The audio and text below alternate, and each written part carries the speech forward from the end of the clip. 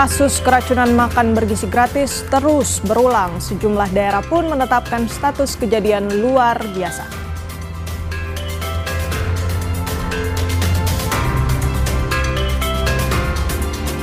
Kepala BNPB Letjen Suharyanto mengungkap data terkini ada 55 korban ponpes ambruk yang masih dicari.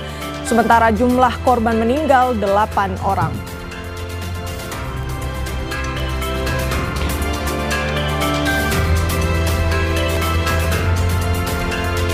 Dua tahanan yang merupakan sepasang kekasih menikah di rutan Polres Goa, Sulawesi Selatan. Proses ijab kabul terpaksa dilangsungkan di depan sel tahanan karena keduanya tersangka atas kasus penyalahgunaan narkoba.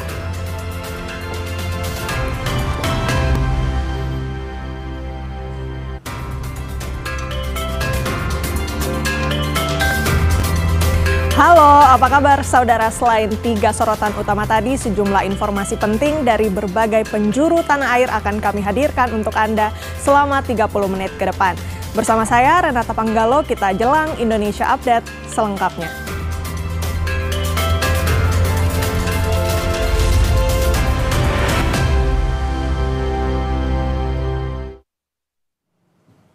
Kita awali Indonesia Update dengan informasi pertama. Kebakaran terjadi di warung makan di Jalan Utan Panjang, Kemayoran, Jakarta Pusat, saudara. Diduga api berasal dari tabung gas yang baru saja diganti pemiliknya.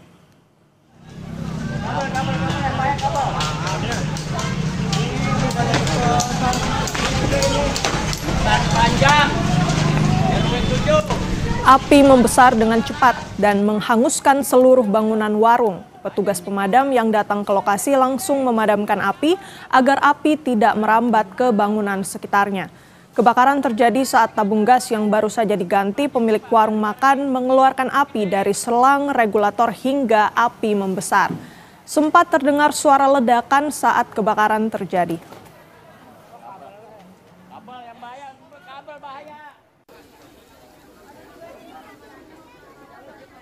Gasnya mati, terus mau diganti, kan ininya apa sih namanya, gasnya langsung pasang, langsung duar gitu, langsung ada apinya, langsung apinya gede. Oh, langsung besar aja?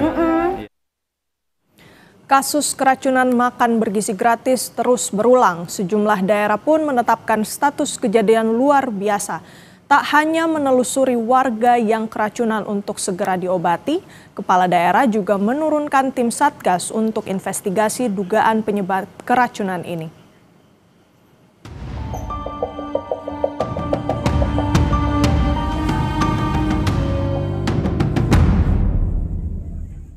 Puskesmas Kadungora, Garut, Jawa Barat kembali menerima 6 pelajar korban keracunan setelah mengonsumsi makan bergizi gratis. Pelajar yang keracunan memiliki gejala yang sama, yakni mual, sesak, pusing, dan diare. Kepala Puskesmas Kadungora menyatakan total korban keracunan di Garut berjumlah 307 orang. Seluruh pasien korban keracunan yang dirawat pada Selasa dan Rabu sudah dipulangkan. Sementara 6 korban keracunan MBG lainnya masih dirawat di Puskesmas Kadungora, Puskesmas Leles, dan RSUD Dr. Slamet. Mungkin yang pertama ada yang keluhannya dari Selasa dirasakan, mungkin obati sendiri. Sekarang ada penambahan gejala mungkin ya, atau juga tidak ada perbaikan, akhirnya datang ke puskesmas. Pemerintah Kabupaten Garut, Jawa Barat sebelumnya menetapkan status kejadian luar biasa atau KLB, keracunan massal akibat menu MBG di Kecamatan Kadungora. Bupati Garut, Abdusi Syakuramin meminta seluruh kepala desa menelusuri warga yang keracunan untuk segera ditangani dengan seluruh biaya perawatan ditanggung pemerintah. Dan saya minta tolong sama Kapolsek dengan Babin Kamnya ya, kemudian juga sama Danamil dengan Babinsanya melakukan monitoring. Kita nggak mau ada kecolongan sampai orang tidak datang ke puskesmas karena tidak tahu atau tidak ada biaya atau karena takut ada tidak perhatikan. Sementara itu, 80 murid SD dan TK di Kabupaten Agam, Sumatera Barat diduga keracunan setelah menyantap menu program MBG. Siswa dirawat di Puskesmas Manggopoh dan RSUD Lubuk Basung. mengeluhkan sakit perut dan diare, diduga setelah mengonsumsi MBG yang berasal dari dapur SPPG Kampung Tangah. Gubernur Sumatera Barat Mahyeldi menurunkan tim Satgas untuk investigasi dugaan penyebab keracunan puluhan murid di Kabupaten Agam. Selama investigasi, kegiatan operasional dapur satuan pelayanan SPPG yang diduga bermasalah akan dihentikan.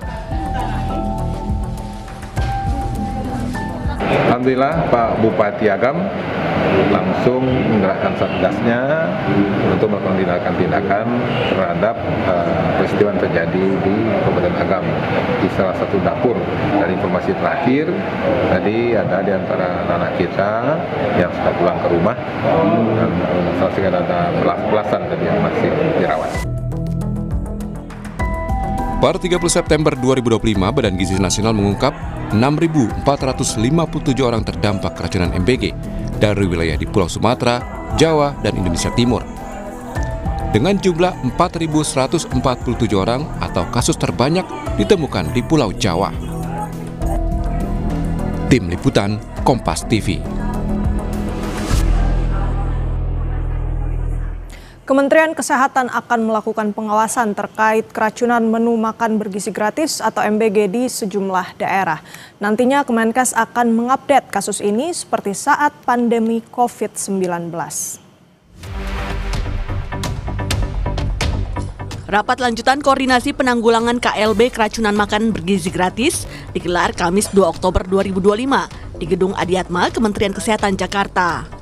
Usai rapat koordinasi, pemerintah menggelar konferensi pers. Menteri Kesehatan Budi Gunadi Sadikin bilang, Kementerian Kesehatan akan menyampaikan perkembangan kasus keracunan MBG ini setiap hari, seperti saat pandemi COVID-19. Update angka kasus ini akan terintegrasi melalui puskesmas maupun dinas kesehatan. Jadi kalau teringat ini seperti teringat COVID dulu, ya. Tadi yang kita bicarakan khususnya dari pengawasan adalah kita ingin melakukan standarisasi dari laporan dan angka. Ya.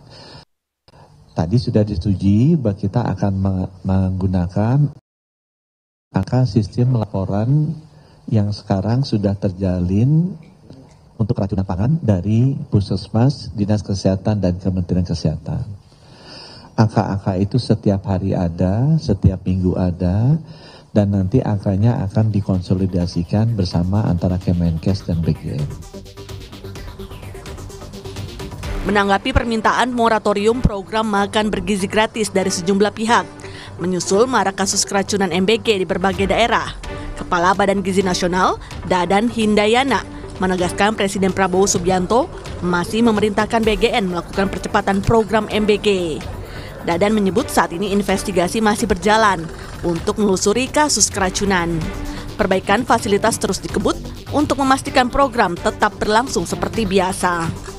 Yang terkait dengan kegiatan MBG, saya tetap diperintahkan oleh Pak Presiden untuk melakukan percepatan-percepatan karena banyak anak, banyak orang tua yang menantikan terkait kapan menerima makan bergizi gratis. Di luar perintah itu saya tetap melaksanakan kecuali nanti Pak Presiden mengeluarkan perintah lain. Terima kasih.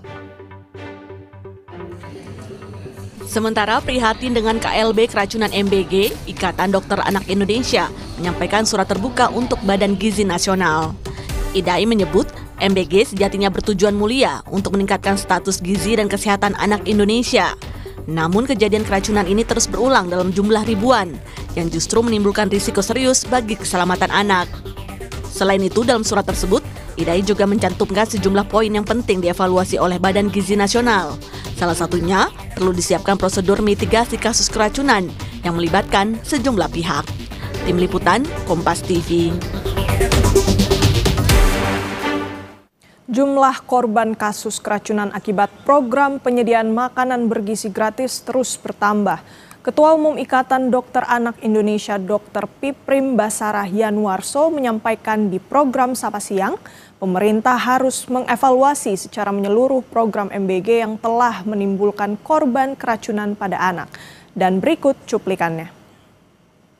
Kita harus fokus juga pada keselamatan anak yang harus menjadi prioritas utama, ya. Jadi kalau masih ada keracunan makanan pada anak, artinya kan prosesnya harus dievaluasi menyeluruh. Ini ada yang tidak betul dalam prosesnya. Kalau poin kami, cegah jangan sampai ada keracunan, zero keracunan MBG ini. Nah, bagaimana caranya? Silakan sepenuhi standar-standar internasional. Standar HACCP itu menurut saya harus dilakukan dengan ketat di setiap tahapannya. Jangan sampai ini ada yang sebetulnya tidak memenuhi standar, tapi karena sesuatu dan lain hal kemudian diloloskan begitu saja. Buktinya apa? Buktinya masih ada korban keracunan. Gitu loh. Jadi saya sih simpel aja sebagai dokter anak, pokoknya udah deh stop keracunannya. Mau MBG-nya dikerjakan seperti apa, monggo silakan. Dan IDAI siap untuk berkontribusi. Kami punya pakar nutrisi anak, ya banyak pakar nutrisi anak di kami, dan itu bisa dikerjasama dengan pemerintah, dengan BGN misalkan dalam hal poin misalnya pemilihan menu bergizinya seperti apa dan lain-lain. Jadi sebenarnya kita siap berkolaborasi, Mas. Oke. Tim SAR gabungan Jumat pagi kembali menemukan 3 korban robohnya ponpes dalam keadaan meninggal dunia. Informasi selengkapnya, saudara, usai jeda.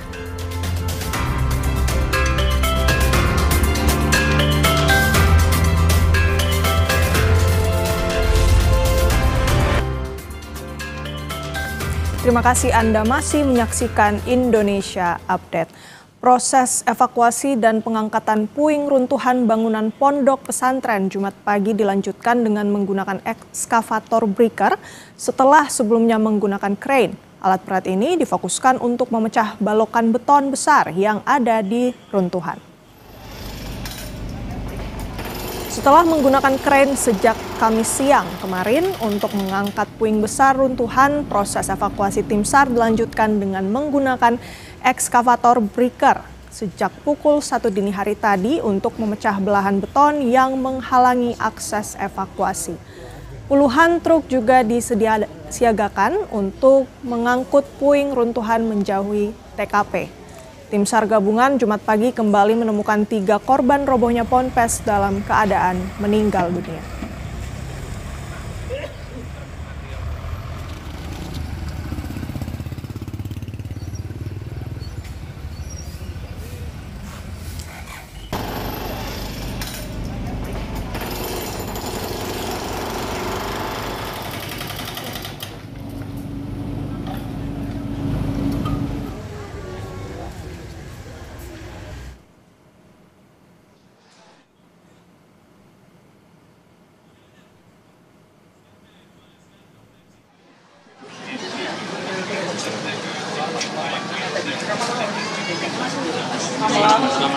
Sudah ya? Oke ya. Oke baik. Selamat sore rekan-rekan semuanya. Bahwa sampai dengan sore hari ini kami akan menyampaikan sampai dengan sore hari ini ya terkait dengan pencarian para santri yang tertimpa musibah runtuhnya bangunan pesantren ya. Bahwa kami update dari yang awal pagi 7:30 satu korban ditemukan, kemudian yang kedua pada pukul 7.35 dilanjutkan, kemudian penemuan yang ketiga pada pukul 10:17 dan yang keempat pada pukul 11:16 dan terakhir tadi pada pukul 2.00 juga ditemukan korban kelima, sehingga total semua pada hari ini adalah korban ditemukan 5 orang dan semua dalam kondisi meninggal dunia, sehingga kalau dijumlahkan seluruh korban yang ditemukan ada 113 terdiri dari selamat 10 dan yang 103 dalam kondisi selamat ya. 10 meninggal dunia, yang 103 dalam kondisi selamat. Semua itu sampai semua atau gimana Pak? Untuk yang 10 meninggal dunia itu karena belum teridentifikasi ya. Jadi nama-namanya nanti nunggu setelah identifikasi selesai. Pak, ini proses berapa lama Pak kira-kira Pak untuk pengangkatan material? Ya, untuk pengangkatan material ini kalau dilihat dari kemarin kita melaksanakan pembongkaran ya, sampai dengan ini berarti udah 2 hari, ini 10%, baru 50% ya, baru 50%. Kalau memang kami lihat dari perhitungan secara matematis, tentunya mungkin sampai hari sore besok atau hari minggunya. Itu sampai sudah bersih semua Pak? Ya, kemungkinan akan seperti itu. Tapi tentunya dalam proses pembongkaran itu kami juga sambil ya, kalau memang ada posisi yang kemudian posisi aman atau safe untuk melakukan searching atau pencarian di sisi yang lain akan kami lakukan juga. Jadi kemudian seandainya kemudian ada terlihat korban meskipun itu kondisinya masih terjepit, nanti akan kami laksanakan proses evakuasi juga. Tapi standarisasinya Pak dalam pembongkaran ini memang harus pelan-pelan kayak gini Pak? Gimana? Maksudnya standarisasinya itu memang harus pelan-pelan kayak gini ya? Sudah ada SOP-nya khusus kayak gini Pak ya? Ya, secara teknis ada bagian tersendiri ya. Saya nggak bisa menyampaikan secara teknisnya prosesnya itu harus seperti apa, tapi yang jelas ada teknisnya tersendiri untuk pembongkaran tersebut. Karena memang bahwa gedung ini, yang reruntuhan ini adalah dia menyambung ataupun ada sambungan ke bangunan-bangunan di sampingnya. Jadi mungkin ada teknis tersendiri dan itu ada timnya sendiri yang tahu persis dengan hal tersebut. Secara tingkat kesulitan atau perbedaannya apa sih Pak dengan melakukan proses manual yang kemarin sudah berlangsung Pak? Ya, sangat berbeda ya. Kemarin memang kita mengevakuasi atau melaksanakan evakuasi kepada korban-korban yang memang kondisi hidup ya. Kondisi hidup pertama di samping memang lokasinya itu ada di bawah reruntuhan yang paling bawah atau di gedung lantai bawah, di mana space pencarian itu cuma beberapa sentimeter sehingga kami harus merangkak dalam pencarian. Kemudian tentunya rawan sekali untuk runtuh kembali, posisi masih bangunan utuh, otomatis sangat riskan untuk runtuh kembali, sehingga perlu kehati-hatian, apalagi itu adalah korban yang memang masih kondisi hidup. Itu pun kami bertahap kan waktu itu untuk membuat lifetime-nya itu lebih lama ya. Itu pun kami dengan sebelum kami bisa mengakses, kami masih oksigen, kasih minuman seperti itu. Sementara kalau sekarang kami memang dari sisi luar yang artinya tidak harus merangkak dan sebagainya. Itu pun kami menggunakan peralatan yang kemudian lebih besar dan bisa digunakan untuk lebih membobol lebih cepat seperti itu. Kalau dari pemetaan gimana Pak? Anak-anak dari 50% yang sudah dicapai ini pemetaannya apakah ditujukan di bagian tengah dulu yang menjadi titik tertimpa paling banyak gitu apa gimana Pak? Tentunya nggak seperti itu ya. Memang teknisnya adalah gimana membongkar semuanya secara keseluruhan semuanya, tapi tidak. Dan itu dia saudara informasi terkini langsung dari Sidoarjo, Jawa Timur mengenai proses pencarian korban robohnya Ponpes. Dan dari informasi tadi saudara kita mengetahui ada 5 korban yang ditemukan dalam keadaan meninggal dunia.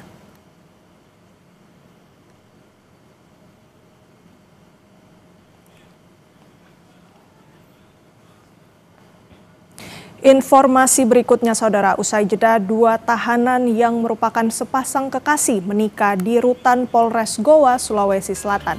Prosesi ijab kabul terpaksa dilangsungkan di depan sel tahanan karena keduanya tersangka atas kasus penyalahgunaan narkoba.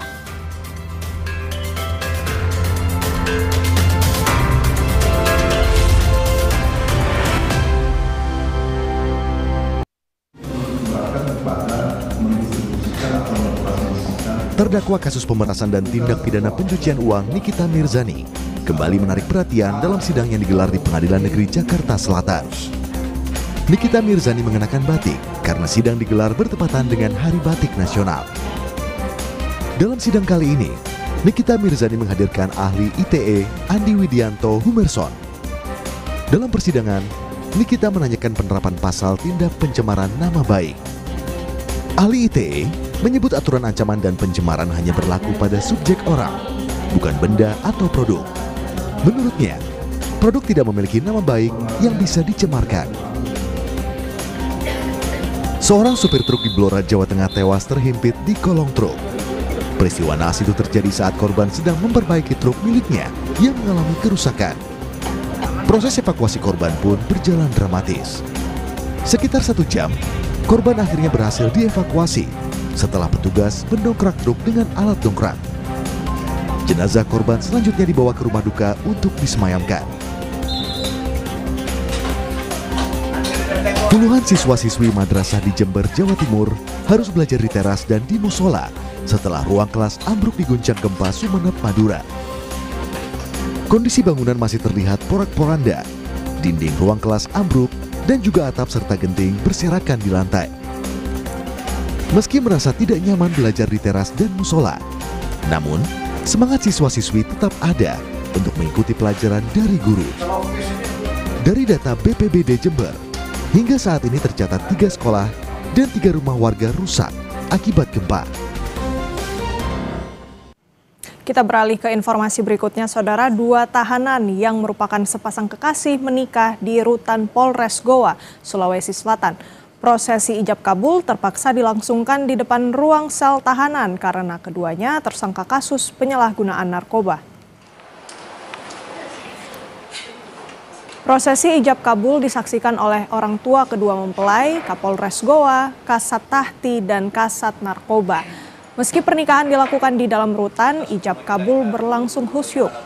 Sebelumnya, keluarga kedua mempelai berencana menggelar pernikahan sekaligus pesta pernikahan di tempat tinggalnya. Namun, pasangan kekasih ini lebih dulu ditangkap saat sedang membawa sejumlah paket sabu di depan lapas narkotika Bolangi, Kabupaten Goa. Dari hasil pemeriksaan, keduanya hendak menyelundupkan sejumlah paket sabu ke dalam lapas.